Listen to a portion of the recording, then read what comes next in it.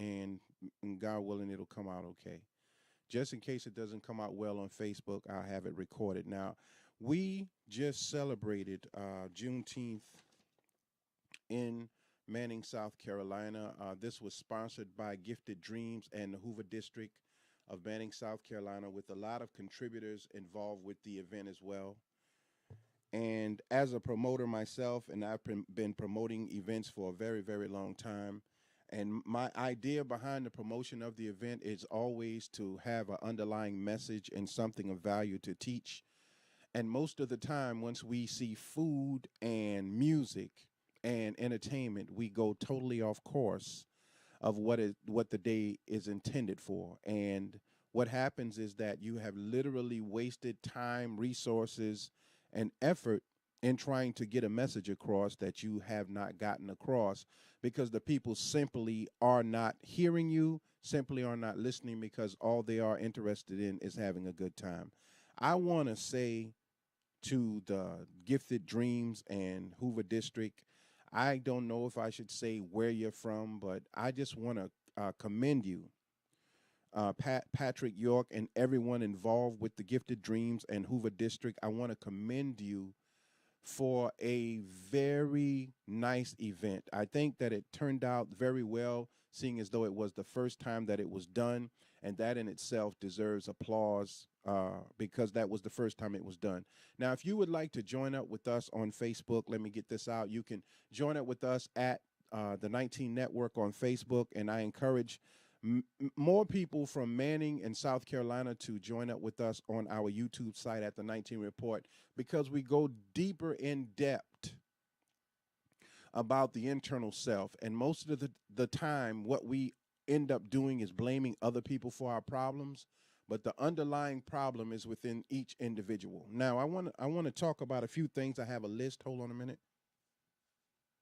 I have a list of things that I want to touch on real quickly because the topic of the event was post-traumatic stress disorder and post-traumatic slavery syndrome, and these are both clinically, medically acknowledged mental illnesses that we suffer. And the main topic of the day were those things, and we touched on some of those things. And again, with the music playing and the food and the children having a good time, and the adults really just not caring so much about what's being said, more so about the fun, a lot of things were not heard. Now, anytime I am talking on a subject, I am motivated by the spirit, the energy of Allah, the energy of God in myself. And he has pushed me to talk on this subject for several days, and I wanted to complete it.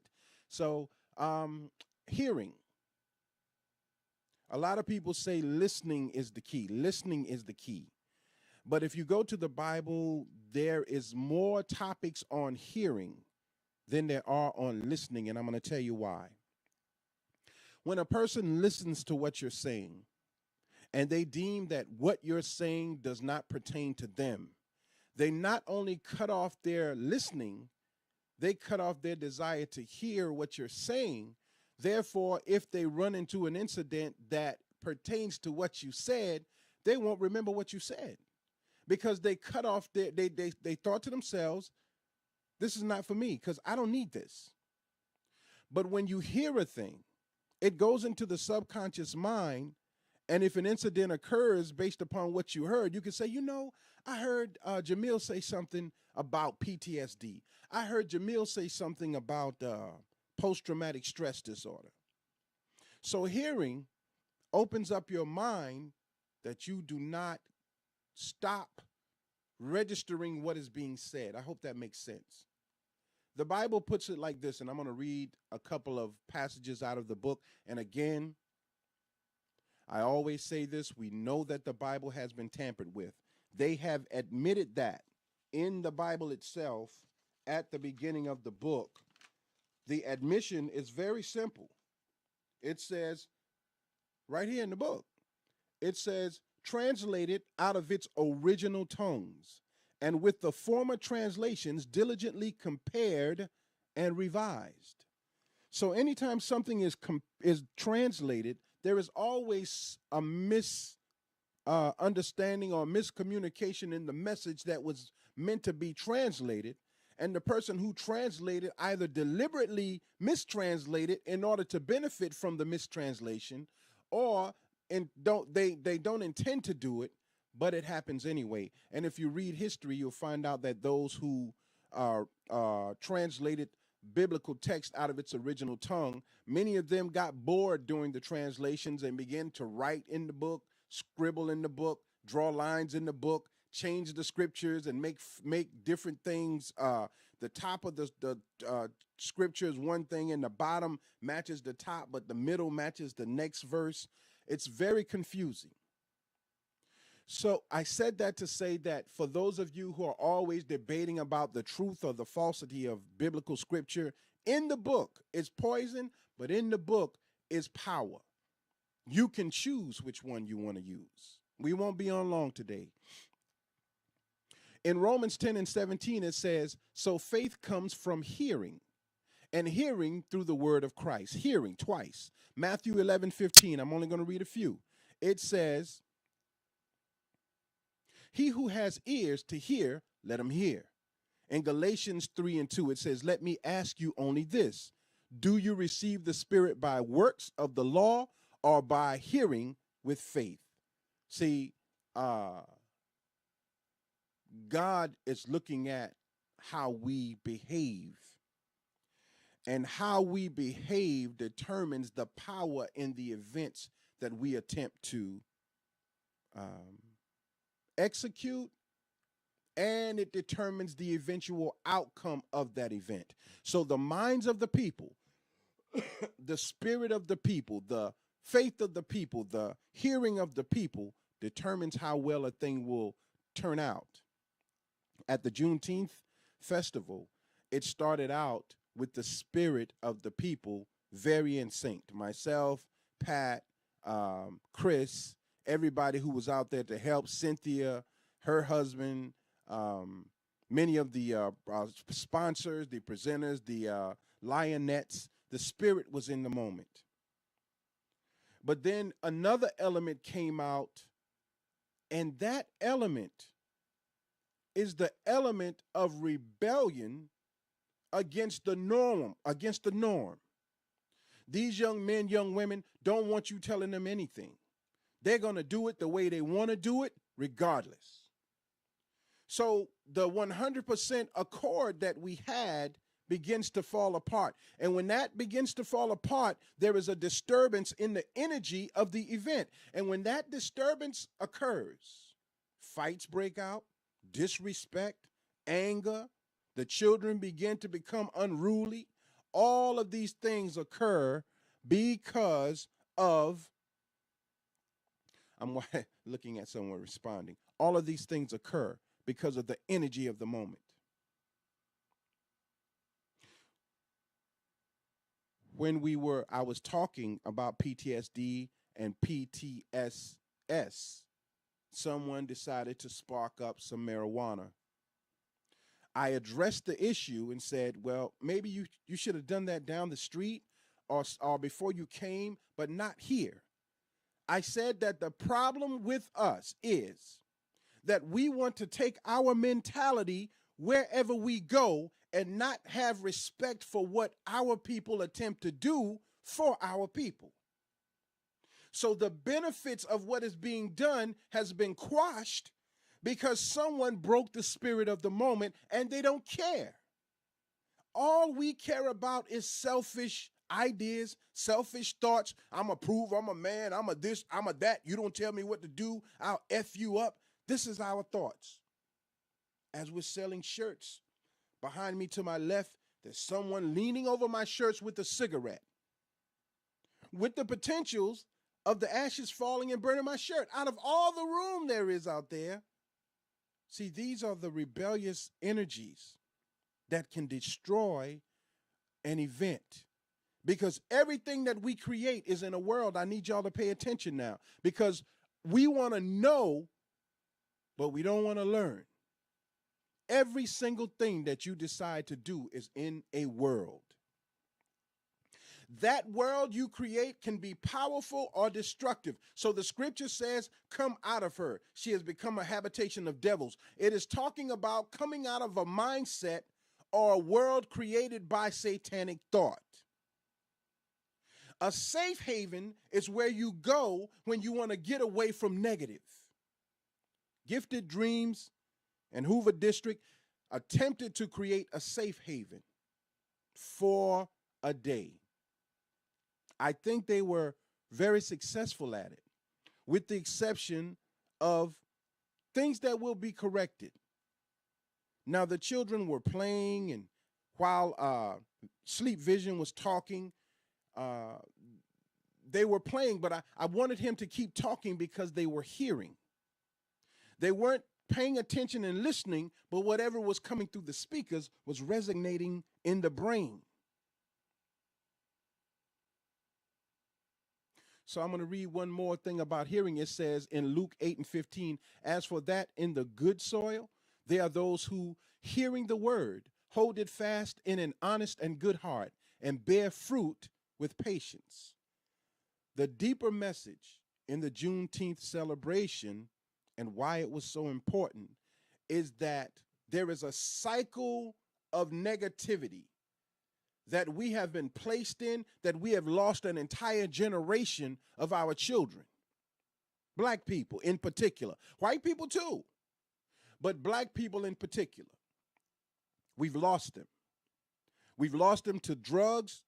We've lost them to selfish desires, to alcohol, to laziness, to confusion, because there was no one in that line to keep it a divine line. Our parents were liars. They're the best thing we had. Now, they kept us. Don't ever disrespect your parents.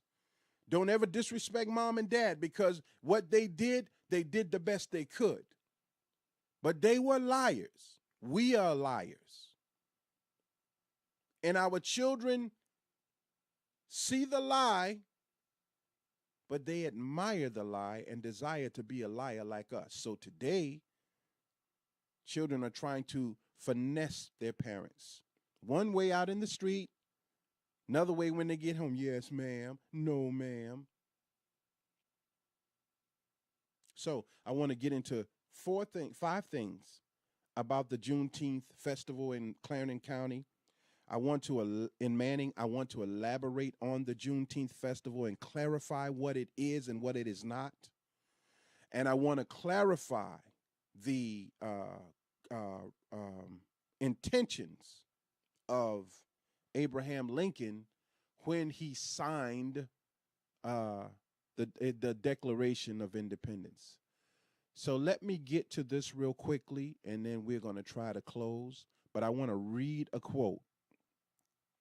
This this is a quote from Abraham Lincoln in a letter to Horace Greeley, editor of the New York Tribune of August 22nd, 1862. Abraham Lincoln responded to Greeley's criticism that his administration lacked direction and resolve by stating,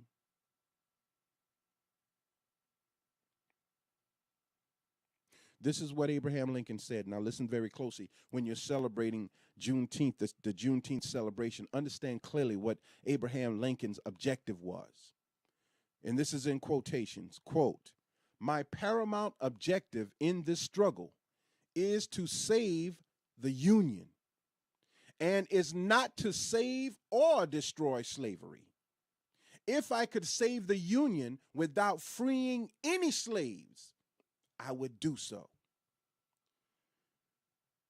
This day, Juneteenth, when you celebrate the freeing of the slaves, we were never freed by the Emancipation Proclamation. That was a proclamation, which defined in the Black Law Book, a proclamation is just an official announcement, usually by government or entities. It's not a law. I'm going to read it again. Abraham Lincoln's word, quote, My paramount objective in this struggle is to save the Union and is not to save or destroy slavery. If I could save the Union without freeing any slaves, I would do so, end quote.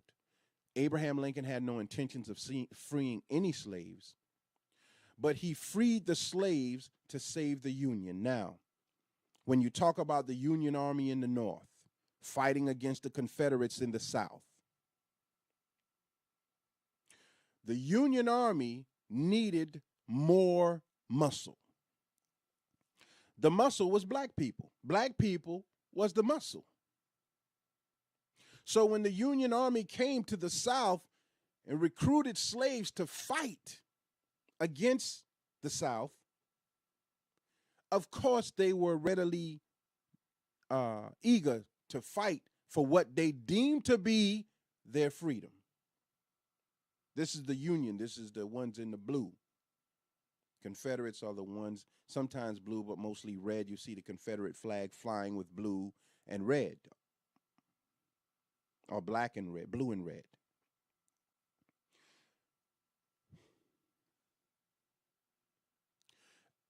There were several battles in South Carolina, and there was one particular black regiment at Fort Wagner in South Carolina. The 54th Massachusetts Volunteer Infantry was one of the first black regiments in the war. The bravery of the 54th Regiment showed the North that blacks had the capability to fight a war. William Carney, a black sergeant with the 54th here in the South, is considered to be the first recipient of the Congressional Medal of Honor. This, as I was saying out at the Juneteenth festival, we were not just celebrating what was happening in Texas. The fight was going on right here in South Carolina, and William Carney, a black man who was over a black regiment, fought and proved that blacks were capable of fighting a war and winning. Now check this out. And we're going to close in a few minutes. After the war, I was in Bahrain some months ago, and by God's permission, I did a broadcast talking about the Devil's Punch Bowl. I want you to look that up. The Devil's Punch Bowl. Now, after the war, blacks proving that they were capable of fighting and being promised their freedom. Check this out. What happened in Natchez, Mississippi?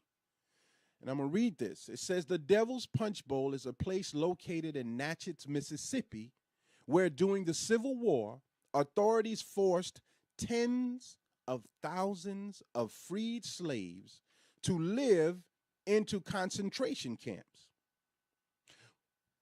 The Union Army did not allow them to remove the bodies from the camp. Who did it? The Union Army. Where was the Union Army? From the North. What is the Union Army? That is what Abraham Lincoln wanted to preserve. The Union Army did not allow them to remove the bodies from the camp. They just gave them shovels and said, bury them where they drop. According to the research, Paul Westbrook researched through Adams County Sheriff's reports from the time when the slaves were released from the plantation. During the occupation, they overran Natchez, Mississippi, and the population went from about 10,000 to 120,000 overnight. So the Union Army, the ones who Abraham Lincoln wanted to preserve, decided to build an encampment. They dug a big hole in that clay dirt that if you try to get out, you're constantly slipping and sliding. You're not getting out. They decided to build an encampment at the Devil's Punch Bowl, which they walled off and would not allow the freed slaves to exit. They couldn't get out of the hole. They died in that hole. Disease broke out among them, smallpox being the main one, and thousands died in the devil's punch bowl. They were begging to get out. Turn me loose and I'll go home back to the plantation, is what they would said, but they were not allowed to leave. I am telling you the history. I am telling you why it's not just Juneteenth, the celebration of freedom. There was no freedom. There was only systematic manipulation of the populations for political gain. And it is the same today. Right here in Manning, South Carolina, it's all political. None of the bigwigs showed up at the Juneteenth festival. I do thank the Lionettes for coming from Manning Primary or Manning Middle School. They did contribute, but they were not going to be seen at an event like that, and God forbid something goes wrong. But now the bigwigs are going to have their events. All of us will come to their event, and the same people who were smoking marijuana, drinking liquor, and disrespecting our event will respect theirs. That's because we admire what we can't touch, where we can't go, what we can't be. And we're trying to impress those who we think deserve to be impressed. But this event deserved respect. And it got it, but then it didn't. So I don't know what the Gifted Dreams and Hoover District are going to do next year, but I think they're talking about having a 2-day event where you talk a little bit and teach on one day and get a real clear understanding of what the day is about and learn some great lessons. And then the other day will be for the party and the fun. Now, children mimic what they see, not what they hear. Not what you tell them to do. They mimic what they see. Understand the esoteric knowledge behind what I'm trying to tell you. Understand the science behind it. When you create something and the minds are in one accord, you block anything negative from coming into that. It won't come in. That's why Satan in the Garden of Eden had to try to get someone to rebel against God. Because once someone rebels against God, you break the circle. By bringing these attitudes, the chemical substances that should not have been there at that time, and the mindset, the rebellious mindset, as great as the event could have been, it wasn't. But it can be. So we talked about post-traumatic stress. We talked about children being molested, being bullied, being raped, being manipulated. I think 2 fights broke out amongst children because they don't know how to utilize conflict resolution. So when they fight, all we do is break them up and say, tell them you're sorry. But we never take the time out to find out what they were fighting for and how it could have been resolved. If we are sincere about taking advantage of this memorial called Juneteenth, then we have to play chess and not checkers in every move we make, even if there are sacrifices in it. Because we all made sacrifices. Pat York did not stop moving from the time he got out there to the time he left. That cat was moving. And when he was about to leave, he said, man, I'm tired. Myself the same, Chris the same, Cynthia and her husband the same. Many of the people who were out there did not stop moving. Fat Jack's the same. Everybody trying to make it a memorable event. But I don't want it to go down in the history books as a party. It was bigger than that. So I hope you will play this back and share it. Share it with other people. Share it with other people because I've done what God said to do. I went into detail by God's permission for what this day was for, how it came about, and I want you to remember that Abraham Lincoln had no intentions of freeing the slaves. It was a business arrangement. See? So when you get an opportunity in a business arrangement, you take advantage of the opportunity and you build for yourself. I said out at the event, the freedom does not mean independence. Freedom gives you the ability to choose what you desire to do. Just like choosing to smoke marijuana, choosing to drink in front of the children, choosing to do things that we could have held off on because that broke the spirit of the moment. Now, I like to puff Cuban cigars maybe once a month, maybe sometimes every 2 or 3 months, because it's just, I don't swallow the smoke. I just like it and I puff it. But I'm not going to do that out there. I'm not going to do that. You understand? It's a time and a place for everything. How do you improve the event? By studying.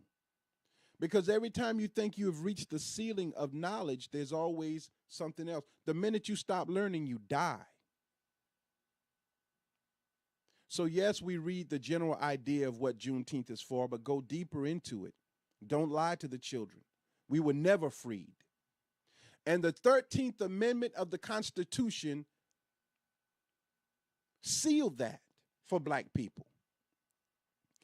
Because it says that you have a standing contract where we'll let you do what you want to do until you are caught in a felonious act. And once you are registered as a felon, you are literally a slave again. You are owned without having to be compensated for anything that you do. Once you are a felon, and then they go further and pump our children up with all these violent acts, violence on television, violence in movies, and make our children black savages. And once they have become savage, they are on a beeline to become a felon. So if a little girl is selling water outside without a permit, they calling the police. You cooking on the grill in the park without a permit, they're calling the police. Black people, once you are a felon, you are through. Unless you are independent. If you are independent, I have a brother-in-law who's independent. He is a monster on his way to becoming that millionaire that everybody wants to be, but he's a hustler, man. He's different. Most of you are not. So don't be so eager to be a savage. Don't be so eager to talk and cuss back at the police. I get it, man, because y'all tough. You're tough. You cuss everybody out. You want to fight everybody. You'll tell me what to do. You don't. Hey, man, save that. Save it when you need it. You ain't got a gun big enough to beat the man who makes the guns. You just don't. Now, 5 of you can Swiss cheese somebody and just shoot them up.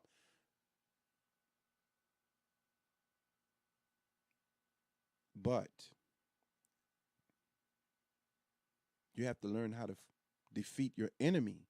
First, the enemy within, then the enemy without, by building a world that they can't get into. I thank you for listening, and I hope that you will share this. The last video that I did for the Juneteenth celebration got close to 500 hits. I hope this will get 1,000 or more. And I want to say this too. We still got Juneteenth shirts. We only have smalls left. Juneteenth shirts are available. It says Juneteenth. It says Manning celebrating Juneteenth, Bellwood Park 2018. We only have 3 smalls left, and they're going for $20. That's business. That's independence. That's not a hustle. This is not a hustle. This is a custom shirt designed just like you buy Levi's, Lee's, Adidas, Nike. That's what this is. Just like you see a commercial on TV, that's what it is. But you have been trained to think that anybody black trying to sell you something is hustling you. Anybody that you know.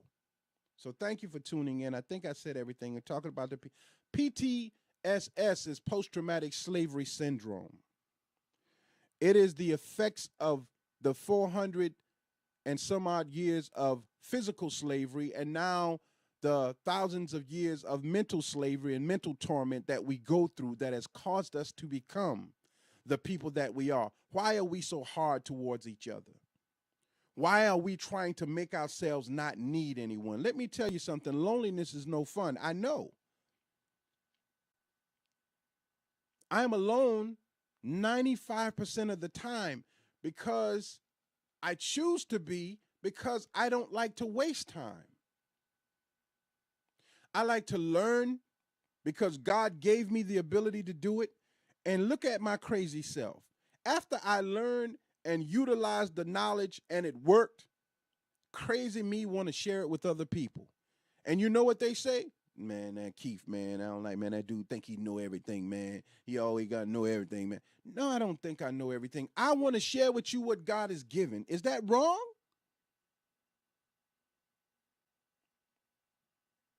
Juneteenth, Manning, South Carolina, 2018. Really, more people should order shirts, even if you don't get them from me, but you should get them from us, because we put on the event. And like I told Patrick, that if we got orders for the shirts, we would take $5 off of each shirt and put it towards next year.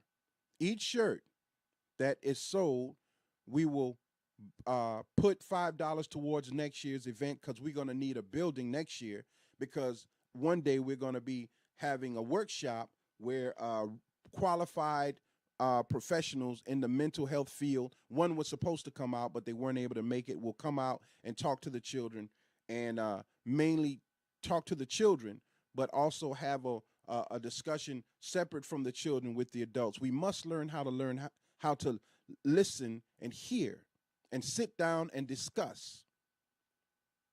Thank you for tuning in. This is Brother Johnny Groove 19 Promotions, Manning, South Carolina. I hope that we went deep enough into the message of Juneteenth, and I hope that you all will join us very soon. I see that my video has ended. I don't know why, but that's okay. I got it recorded. Thank you.